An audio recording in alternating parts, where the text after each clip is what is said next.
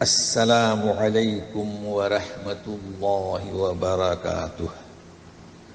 Daily one page کے شعبے سے آج کے پیج کا نمبر ہے 410 اور سورۃ الروم آیات ہیں 51 سے لے کر 60 تک، اور پہلی آیت گزشتہ آخری آیات کا تتمہ ہے، جس میں ذکر ہوا تھا بارش کا، جس کے نازل ہونے کے بعد کھیتیاں، زمین، اس میں ہریالی آتی ہے۔ تو اب ذکر ہو رہا ہے کہ اگر اللہ تعالیٰ باد تن بھیج دیں تو وہ زرد ہو جاتی ہے، مرجھا جاتی ہے۔ تو سنیے، اعوذ باللہ من الشیطان الرجیم، وَلَئِنْ أَرْسَلْنَا رِيحًا فَرَأَوْهُ مُصْفَرًّا لَظَلُّوا مِنْ بَعْدِهِ يَكْفُرُونَ۔ تجوید میں مصفرًا لظلوا، تو تنوین کا لام میں ادغام کامل، مصفرًا۔ ترجمہ، اگر ہم بھیجیں باد تن، جی ہوا، تند ہوا، تو دیکھیں گے زمین کو، اپنی کھیتی کو زرد، مرجھائی ہوئی، تو لظلوا، ناشکری کرنے لگتے ہیں۔ تو یکفرون کے معنی ہمیشہ کفر کرتے ہیں نہیں، تو اس کے لیے ڈکشنری یاد کر لیں، سورہ ابراہیم آیت نمبر 7، لئن شکرتم لازیدنکم، اگر تم شکر گزار بندے بنو تو میں زیادہ عطا کروں گا۔ اس کے مقابلے میں وَلَئِن کفرتم، اب یہاں کفر نہیں ہے، اگر تم ناشکری کرو تو ان عذابی لشدید، تو پھر میرا عذاب سخت ہے۔ فَإِنَّكَ لَا تُسْمِعُ الْمَوْتَى وَلَا تُسْمِعُ الصُّمَّ الدُّعَاءَ إِذَا وَلَّوْا مُدْبِرِينَ، بلا شک، بے شک آپ مردوں کو نہیں سنا سکتے اور نہ بہروں کو اپنی آواز سنا سکتے ہیں جبکہ وہ پیٹھ پھیر کر مڑ جائیں۔ تو نبی کریم صلی اللہ علیہ وسلم جب نصیحت کر رہے ہوں، تلاوت کر رہے ہوں، اور لوگ پیٹھ جو ہے موڑ دیں، پھیر لیں، تو ایسوں کو کیا کہا گیا ہے؟ مردے، بہرے۔ تو آج کے دور میں جو کوئی قرآن شریف اور احادیث صحیحہ سے منہ موڑ لے وہ بھی اندھا اور بہرا ہے۔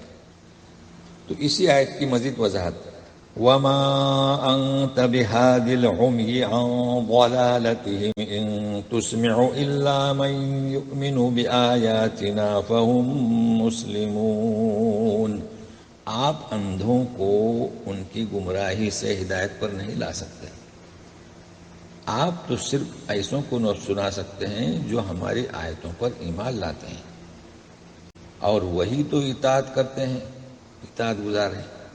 مسلم کے معنی مسلمون کے کبھی ایمان لانا، اسلام قبول کرنا، کبھی اطاعت گزار ہونا۔ اللہ الذی خلقکم من ضعف ثم جعل من بعد ضعف قوة ثم جعل من بعد قوة ضعفا وشیبہ، شیبہ نہیں، شیبہ، الف کا اضافہ نہ کریں، یخلق ما یشاء وهو العلیم القدیر۔ دیکھیے، قراءات اور ہیں، روایات اور ہیں، وجہ اور ہے، لیکن ہمیں کسی لفظ کا بڑھانے کی اجازت نہیں۔ تو سنیے، آپ ترجمہ سنیں، پھر آپ کو یہاں ہم بتاتے ہیں وجہ۔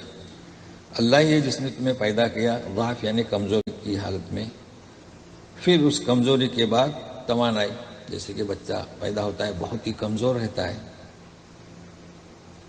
اس کے بعد توانا ہو جاتا ہے، پھر ثم جعل من بعد قوت، پھر جو اس کی توانائی، اس کے بعد کمزوری، ضعف و شیبہ، اور بڑھاپا، تو بڑھاپے کے ساتھ کمزوری بھی آتی ہے۔ پیدا کرتا ہے جو چاہتا ہے، جس طرح چاہتا ہے، اور وہ خوب جاننے والا اور خوب اندازہ کرنے والا ہے۔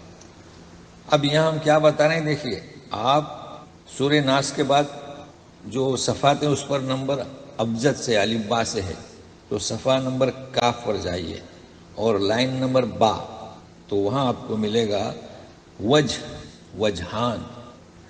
تو ایک وجہ جو ہم نے پڑھی، دوسری وجہ من ضعف ثم جعل من بعد ضعف قوة ثم جعل من بعد قوة ضعفا. تو یہ ضعف ضاد کے زبر کے ساتھ بھی پڑھ سکتے ہیں اور ضاد کے پیش کے ساتھ بھی. تو قرات ہوتی ہیں. یہ قرات تو آپ نے سنے ہوں گے، 17 و 10. اور ایک روایت جیسے یہ مصحف روایت حفصان عاصم جی. اور یہ وجہ، باقی ہمیں کسی حرف کے بڑھانے کا حکم نہیں. وَيَوْمَ تَقُومُ السَّاعَةُ يُقْسِمُ الْمُجْرِمُونَ مَا لَبِثُوا غَيْرَ سَاعَةٍ كَذَلِكَ كَانُوا يُؤْفَكُونَ. جس دن برپا ہوگی قیامت. اب یقسم کے معنی قسم کھائیں گے مجرمین. اسے ملحوظ رکھیے گا کہ ہم ایک گھڑی کے سوا کچھ ٹھہرے ہی نہیں. تو کیا ایک گھڑی ٹھہرے تھے؟ اسی طرح وہ پہلے بھی بہکے ہوئے تھے. کانو یوفکون. لیکن اس کے مقابلے میں جو صاحب علم و ایمان، ان کی سنیے. وقال الذین اوتوا، اتنے اوتوا، وقال الذين اوتوا العلم والایمان لقد لبثتم في كتاب الله الى يوم البعث فهذا يوم البعث ولكنكم كنتم لا تعلمون. تو صاحب علم و ایمان کہیں گے کہ تم تو ٹھہرے قیامت کے دن تک جیسا کہ اللہ کی کتاب میں ہے، فی کتاب اللہ. تو یہ ہے وہ قیامت کا دن، لیکن تم نہ جانتے نہ مانتے تھے. فَيَوْمَئِذٍ لَا يَنفَعُ الَّذِينَ ظَلَمُوا مَعْذِرَتُهُمْ وَلَا هُمْ يُسْتَعْتَبُونَ. آج ظالم لوگوں کو ان کا معذرت کرنا نفع نہیں دے گا، اور یستعتب یعنی اور نہ توبہ و عمل ان کا قبول کیا جائے گا.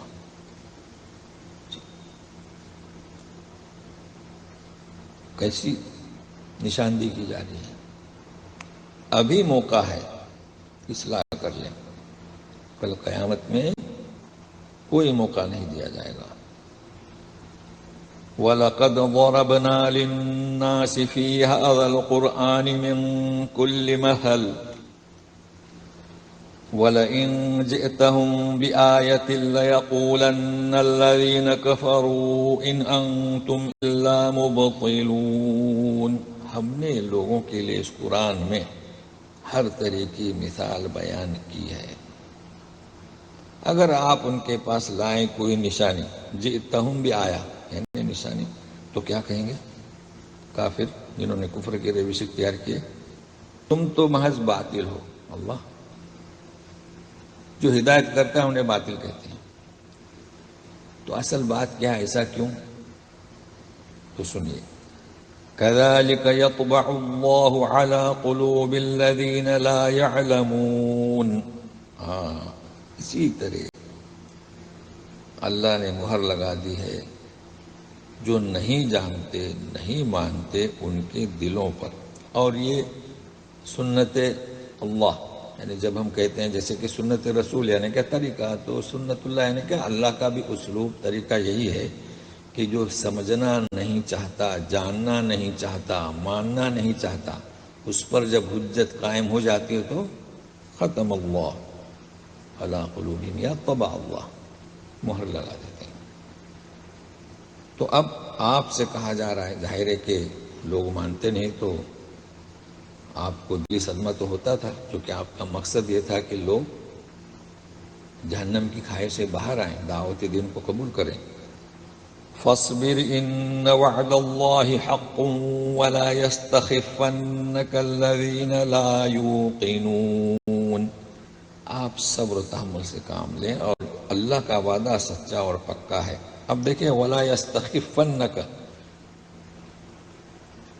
صبر کے مقابلے میں آیا ہے، تو کر سکتے ہیں آپ کو بے صبر نہ کریں جو یقین نہیں رکھنے والے، لیکن یوں بھی کر سکتے ہیں کہ آپ کو ہلکا نہ کریں. یعنی آپ کے عزم و استقلال میں آپ کو ہلکا نہ کریں. تو کبھی ترجمے جو ہے نا جسے ہم کہتے ہیں اکثر مجازی یعنی جائز، کبھی مستعار، کبھی محاورہ، تو اسے سمجھنے کی کوشش کریں گے نا تو پھر ترجمہ یاد کرنے کی ضرورت پیش نہیں آئے گی کہ بھائی ایسا ترجمہ کیوں ہوا. تو آج ہم نے آپ کو تجوید کا ایک قاعدہ بتایا، وجہ. تو قراءت، روایت اور وجہ. روایت جیسے کہ وہ روایت حفص عن عاصم. تو پھر کل ملتے ہیں. السلام علیکم ورحمۃ اللہ وبرکاتہ.